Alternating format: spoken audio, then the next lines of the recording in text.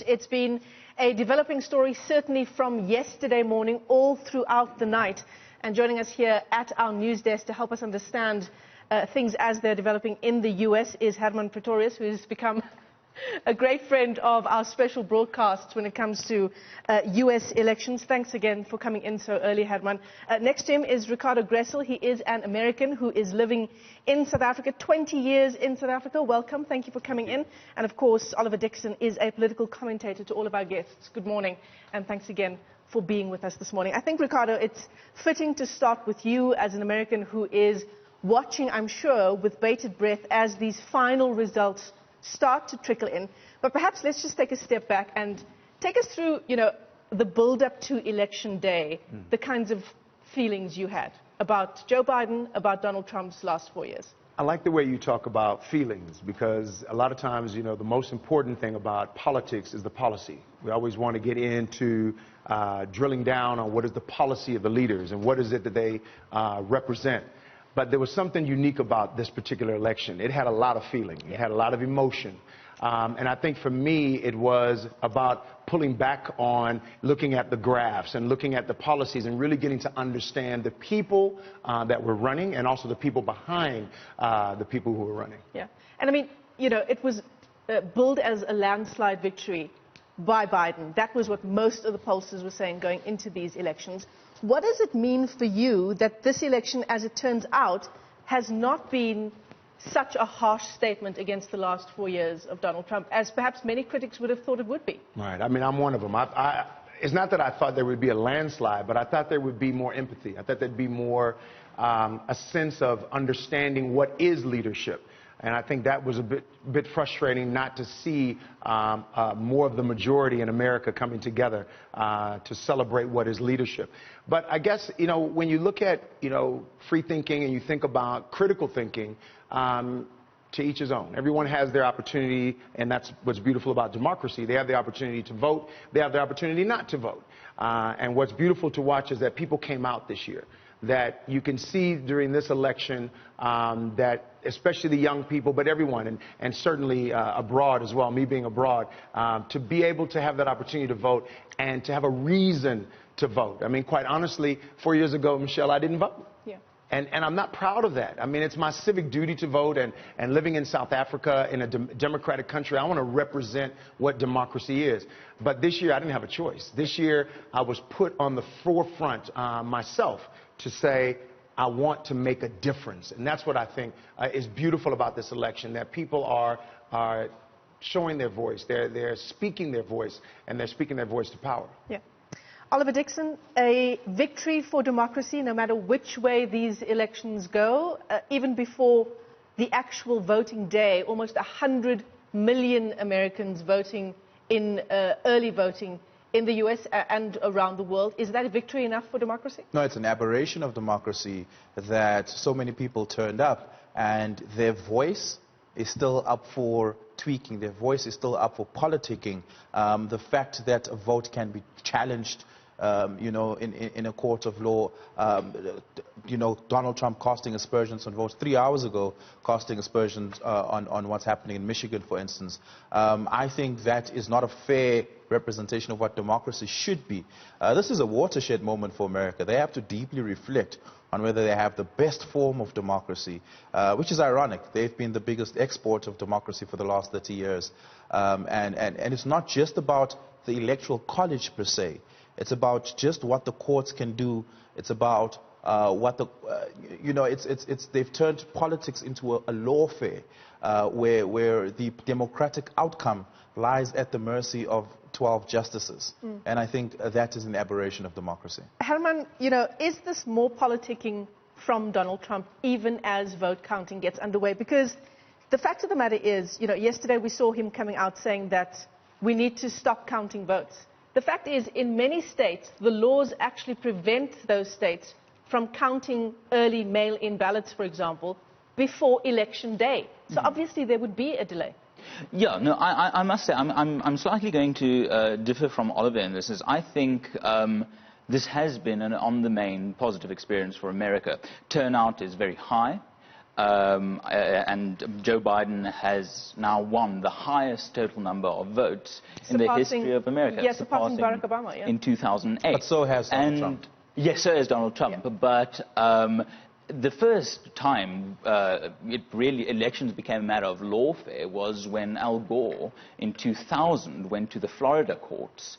So I don't think that this is a Trump problem. If anything, I think this is the functioning of a constitutional democracy, is that if you have a problem, you have the right to go to a court. If you have a legitimate grievance, the courts can decide one way or the other. And I think Donald Trump will be unsuccessful in any court challenges he brings. And because I Which is why I'm saying, is it just more politicking again? Yeah, but I think that's even at this late stage. Yeah, but I think that should be expected from Trump, and I think that's also becoming part of political strategy in America. Perhaps even globally. But on the main, I think that this was a positive experience, barring the travesty of the President of America casting aspersions on the fundamentals of American democracy without substance. Yeah. If he were to do something as serious as that, if you are the leader of the free world and you want to take issue with something, you don't make unsubstantiated statements like this. You actually, if you have a serious case, you build it seriously, you take it to the court. And I think the thing is, Biden, in my opinion, will win. Donald Trump will be a one-term president. And if you look at the down-ballot implications, you find a fascinating story of, I think, a moderate voice asserting itself in American politics. Joe Biden is more moderate than Donald Trump, so you've got a more moderate White House. Then you have the constitutional check of an opposition Senate, and then you have a surprisingly competitive House of Representatives where the Democrats will keep their majority. But on the main, the country will get through this. Donald Trump will be cut loose at some point when the Republicans feel he is no longer really an asset to their party. I'd like us to reflect on that, actually. Donald Trump will lose. The worst-case scenario question is, what happens if he doesn't want to go? Well, you know, that's an interesting point you bring up, because I actually want to stay with this issue around the president seemingly building this case for an illegitimate election long before voting day. You know, we saw him tweeting that the Democrats would try to steal the election, in his own words. Come election day, he says, you see, it's exactly what's happening. The question for me is, what happens if Donald Trump decides not to go quietly? What does that mean for what might unfold on the streets of various states? That's a very good question. I mean, we saw Washington, D.C. being boarded up 2 days before the election, already preparing for what could be. There has been in this process, in the campaigning, just a whole lot of fear-mongering and a whole lot of division that's been sown. So real or imaginary, and there has been a lot of real, so it's not just imaginary. We've seen some stand back, stand by. Absolutely. Yep. So there's been some real seriously challenging and violent situations. But I think, you know, as we've discussed, that the Constitution is what we're relying on. We're relying on the robustness and the work of the Constitution to keep order, not a president, not a man. The important thing is that there is a democracy, which means there's a group. It's the people. It's the majority that will rule. So it is the people that have put folks in power like Donald Trump, and he is now at the call of the people, and that is protected by the Constitution. So from my point of view, I think, yes, division has been sown. There's been quite a bit of violence, but we mustn't look at that as not being overturned by what is on paper and what is then can be enforced by the will of the people. So I'm just taking a look at some of the tweets from both contenders. Donald Trump, I think, tweeting just a few minutes ago, in fact. Let me read it to you. We have claimed for electoral vote purposes the Commonwealth of Pennsylvania, in brackets he says, which won't allow legal observers, also claiming the state of Georgia and the state of North Carolina, each one of which has a big Trump lead. Additionally, we hereby claim the state of Michigan. That tweet goes on and on. Oliver. So that's the thing. We can't rely on the American Constitution because when it comes to voting and elections, it's an incredibly vague document. It gives a lot of power to the states and is vague at the top about what happens. A lot of what we know about American electoral history has a lot to do with culture and not constitutional enforcement. What do I mean by this? It is just culturally accepted that the electors are assembled by each state senate. But nothing stops a governor from sending his own corps of electors to Congress to go and vote as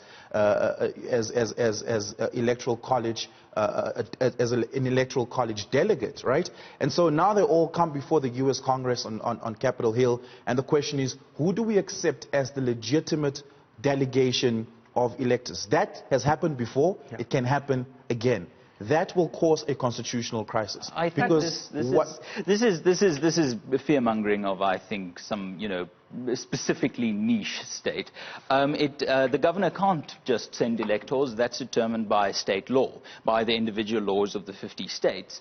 And when the Electoral College votes, it has voted with incredibly minor exceptions over the years for the person that won on election day the correct number of electoral votes. That we aren't heading towards a constitutional crisis. Donald Trump, whatever he wants to say, he doesn't have the power to stay in the White House. Certainly. The point is this. Let me just that which we accept as the American presidency. Just finish your thought, Hermann. The American presidency is actually a relatively weak office constitutionally. It cannot choose the hill it dies on. That remains with the Congress.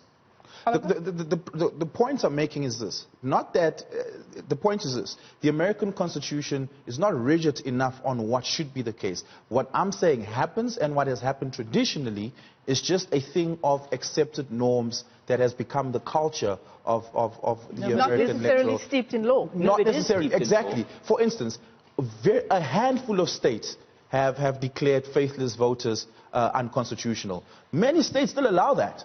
But that doesn't happen because there isn't a culture of that. Doesn't mean that it can't happen if it's not pushed for, advocated for, because it's not against the law. Congress again, it's not in the Constitution. It's just culturally that way. Congress must still ratify the result of the Electoral College. It's not this idea that the Electoral College is a separate point of power that can now suddenly determine a new president. There are constitutional mechanisms to control this. I think to say that we're heading into a constitutional crisis it's just not looking at the realities of what's actually going on. The question is, what happens if Trump does not want to leave? He doesn't have that choice. It's not up to him whether he leaves. Who's going to force him out? But the question for me, and this is very interesting because these are the kinds of conversations we're having here in South Africa. I wonder the kinds of conversations that are happening in certain states in the U.S. Again, what that means for the result itself, what that means for the real possibility of civil unrest in the U.S. Again, I think this is very much overblown. We have seen Donald Trump achieve record margins of black and Hispanic votes, better than any Republican since 1950. I can't remember the exact date. It might be 56 in a congressional I mean, we were discussing it yesterday. If he does make it to a second term, it actually won't be on the back of his white vote. Yes. No. Ironically, Joe Biden seems likely to win because of a swing from white voters that voted Trump in 2016 and blue. Now voted Biden in 2020. Yeah. So, firstly, let's be real about whether this is a massive, cause of division. The facts just show that Donald Trump did surprisingly well with minorities. Secondly, it isn't up to Donald Trump whether he tweets or not, whether he remains in Pennsylvania Avenue 1600. That isn't his call to make. There is no mechanism that he can bolt himself into that house. That is one of the beauties, I think, of the American Constitution. The question is, what is the recourse that we would have, that Americans would have, should Donald Trump say, this is an illegitimate election, I am not accepting the result, and I'm staying in the White House? Who forces him out? Congress. I mean, it's literally the matter for Congress. It's about balance of power, and it's the same. It's the same that you have. It's checks and balances. You have the same in South Africa, and I hear you, and this is why this is beautiful, because that is what a democracy is about. And it's not about, pushing one opinion down or one. We need to have these discussions. These are healthy and robust discussions that we need to have, because this is not just about America. This has everything to do with South Africa and a brand new democracy. And that's why South Africans need to watch closely, because you need to have that balance of power. And without that balance of power and being able to enforce it, then your constitution is worth nothing. Gentlemen, I'm enjoying the conversation here at the desk.